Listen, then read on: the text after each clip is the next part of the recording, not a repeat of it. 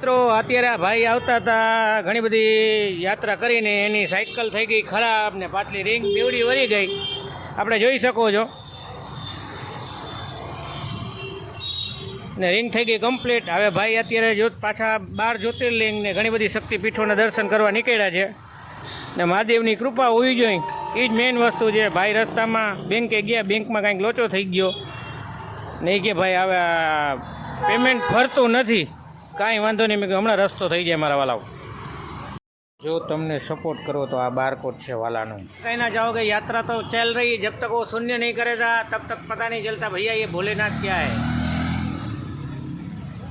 बोलो कैसे? ये भोलेनाथ जब तक शून्य नहीं करेगा तब तक पता नहीं चलता ये क्या हो रहा है। हाँ, ये हकीकत है, क्योंकि ऊपर वाले का हिसाब भी ऐसा कुछ होता है कि वो भी जानता है कि जब तक इसको शून्य नहीं किया जाएगा, बिल्कुल नीचे तक नहीं लाया जाएगा और इसे अच्छे से, जैसे बोलते हैं कि लोहे को जब तक गर्म नहीं किया जाता वो आकार नहीं बदलता, तो ऐसे ही इंसान का होता है कि जब तक अच्छे से नहीं घिसा जाएगा और उस पर यात्रा में दिक्कतें नहीं आएंगी तो वो समय का भाव नहीं समझ पाएगा कि अच्छा समय कैसा होता है, बुरा समय कैसा होता है और कौन सा हमारे समय में साथ आ रहा है, कौन समय में अगर बुरा समय नहीं आएगा तो आपको पता ही नहीं चलेगा यार दोस्तों की सबकी कि हमारे साथ कौन साथ खड़ा है और कौन हमारा विरोधी है। तो इस चीज़ से मुझे ये मालूम पड़ रहा है कि मेरे साथ कौन है और कौन मेरा विरोधी है। चल जय बोल।